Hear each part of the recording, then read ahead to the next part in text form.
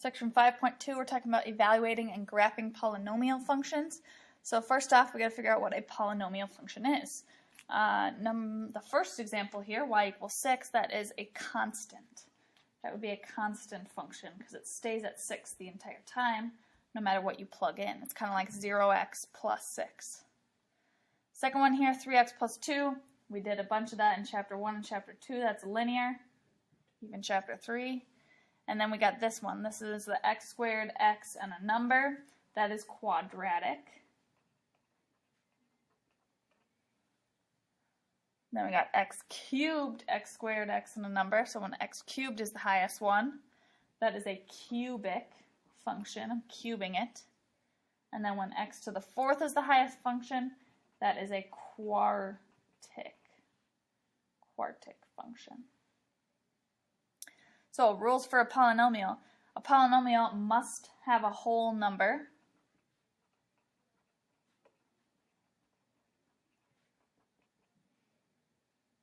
It must have a product.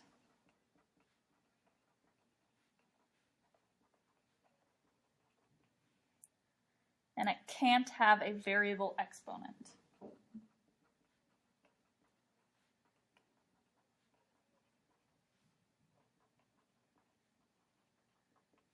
So like this, if it can't be like 3 to the power of x, the variable can't be in that position. Evaluating, we did this a ton in Chapter 1. Solve when x is negative 2. So I plug it in, negative 2 to the fourth, minus 5, negative 2 to the third, plus 2, negative 2, minus 11. If I were you, I would plug that straight into my calculator just like that, including my parentheses. And if you do that, when you come out, it should get 41. Okay. Important thing for 5.2 is end behavior. So end behavior is the behavior of the graph as the x goes to infinity or to negative infinity. So if it goes this way on your graph, or when it goes this way on your graph, what's happening to that thing? So let's fill out this end behavior cheat sheet. So hopefully you have this. If not, you'll get it eventually. So let's talk about it. So first thing off, we're going to talk about even degrees. Even degrees. And then eventually we'll get to odd degrees. So even degrees is like x to the second, x to the fourth, x to the sixth, etc. And then my leading coefficient, if my leading coefficient is positive versus if it is negative.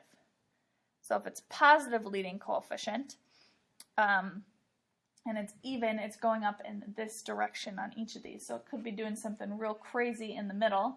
I don't even care what it does in the middle here. Could be going real crazy. But what we're focusing on is that when x goes to negative infinity, as it goes this way, it's going up. And so it's going, y is going to infinity. It's going up to infinity, and x goes to infinity this way. The graph also goes up to infinity. If it's an even but it's negative, that means it's going down like that. So as x goes to negative infinity, as it goes this way, it goes down to negative infinity. And as x goes to positive infinity, it also goes down to negative infinity. Then we got odd degree ones, so x to the third, x to the fifth, etc. Leading coefficient, we'll say positive and negative. It's x to the third or something like that, and it's a positive leading coefficient, then my graph looks something like this. Starts down, and then it goes and does something in the middle. I don't care what it does, and then I go up because I'm only looking at the end behavior. So if I look here, if x goes to negative infinity, as if it's going this way, it goes down to negative infinity. As x goes to positive infinity, it's going up to positive infinity. Then same thing with my leading coefficient being negative. It just starts it up and goes to down. So as x is from negative infinity, it goes up to positive infinity. X goes to infinity, it goes down to negative infinity. So this is your leading or your end behavior cheat sheet. You want to keep this handy. it'll be helpful. So let's look at the example. My degree, what's my degree here? My highest degree is a 4, so that is an even number.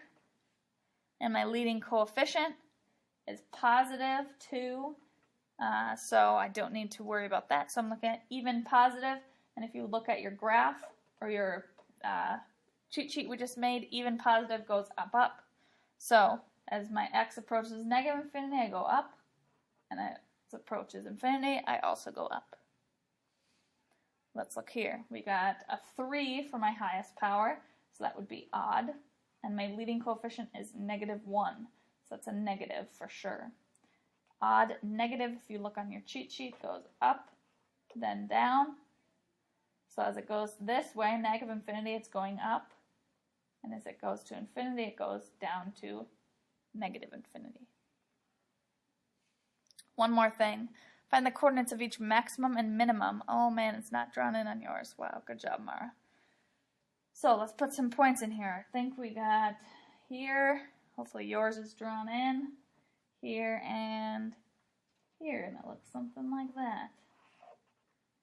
If not on yours, fill that in or something like that, as we're going to talk about it. Maximum happens, a relative maximum happens when that maximum, it changes direction, when there's a maximum point here. So from here, that's a maximum point. I'm not going any higher than that. So that's my maximum. And that point is 0, 1, 2, 3, 4. So that point is 0, 4. Relative minimum, I got 2 of these here. I got 2 points that it gets low like that. So I got -1, 3. And this point right here, 2, -3. Got 2 minimums. And then increasing and decreasing. Think of it as like a roller coaster. If you start over here, you're going down the roller coaster. So I'm decreasing from negative infinity to this point right here. And then I start going up. So that point right here is -1. Oops, sorry, you can't see. Then I start increasing. I increase from -1 up till here, which is 0. So increase from -1 to 0. Then I'm going to go back to decreasing, go back down the roller coaster from 0 until here, which happens at 2. From 0, oops, I'm decreasing, 0 to 2. And then I finally increase for the last part, increase from here until infinity, so from 2 to infinity.